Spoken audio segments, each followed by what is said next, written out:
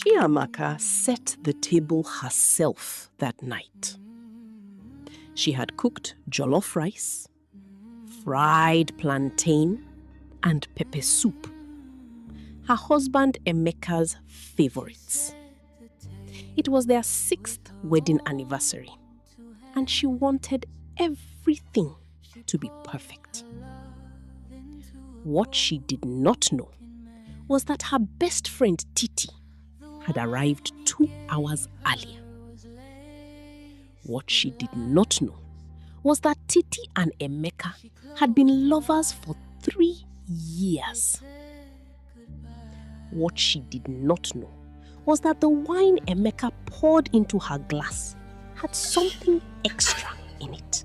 Something Titi had sourced from a man nobody asks questions. Within 20 minutes, her hands went cold. Her vision went dark.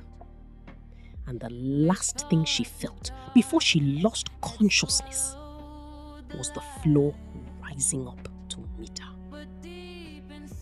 Her husband did not rush to help her.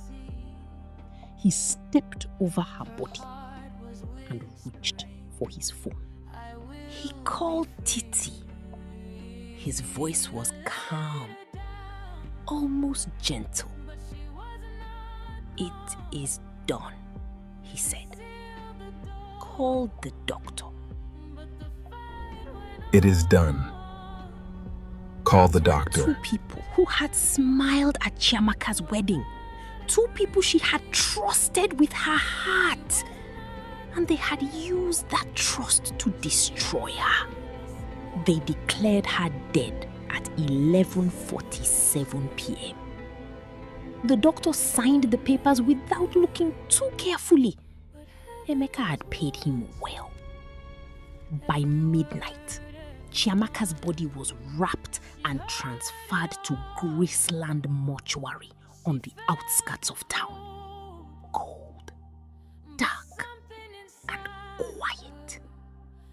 But inside that cold room, something was happening. The poison had been strong, but not strong enough. Chiamaka's heart was still beating. Slowly, faintly, but beating.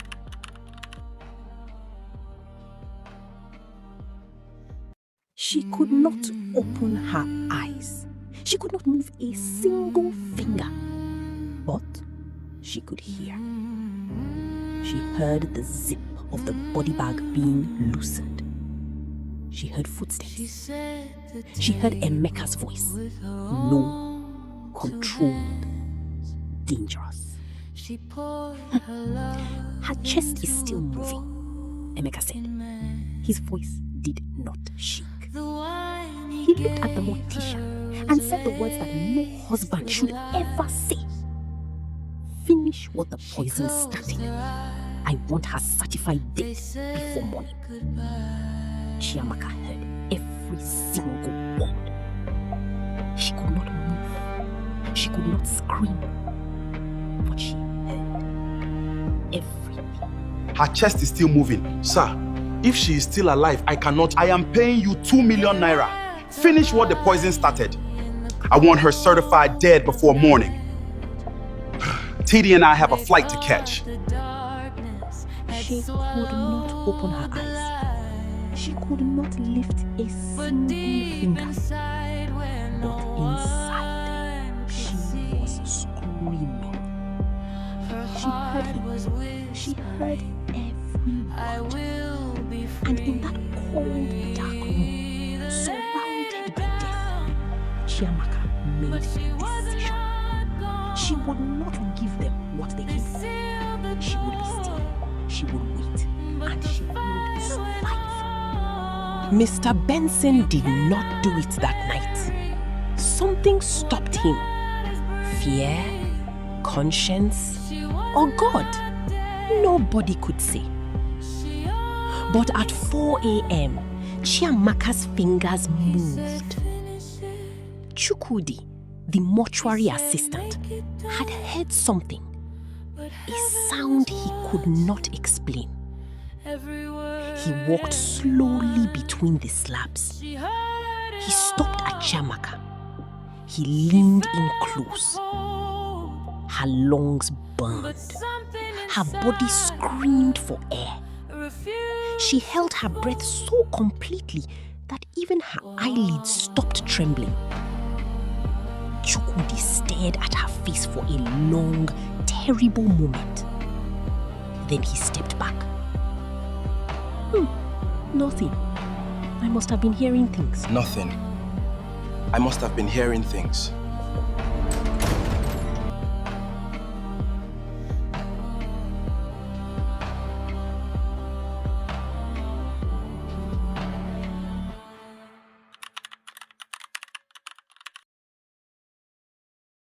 By 4:30 a.m., she had pulled herself upright. The room was dark. The smell was sharp and chemical. Her body ached like she had been hit by something enormous. She looked around. Cold metal drawers. A single fluorescent light buzzing weakly above. A door with a small glass panel. She found a back window. Small, high up on the wall. The kind nobody used. She dragged a metal stool beneath it, climbed up, and pushed. It gave way. Cold morning air hit her face like a blessing. She crawled out. She fell into wet grass. She lay there, looking up at the sky, turning slowly from black to grey. Then she got up and ran.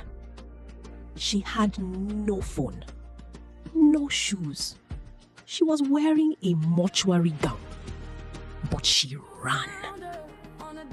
A market woman found her on the road at 6:45 a.m., collapsed, barely conscious, shaking. The woman did not ask questions. She wrapped Chiamaka in her wrapper and called her neighbor who had a car. By 8 a.m., Chiamaka was in a real hospital. By 9 a.m., she was choking. By 10 a.m., the police had been called. They were at the gate, laughing, planning their future. A future built on her grave. Then they heard their names called, but it was not the airline. Emeka Okafor, you are under arrest for the attempted murder of Chiamaka Okafor. The boarding pass fell from his hand because the woman they had buried was alive. And she had already told everything. Chiamaka spent 11 days in hospital. On the 12th day, she walked out herself, head up, steps steady. A journalist asked her outside the gate, "How did you survive?" She thought about the cold slab, the sound of her husband's voice giving instructions to kill her, the weight of the sheet over her face, the window, the wet grass, the sky. She said only one thing. It was not my time. What the enemy meant to bury, God raised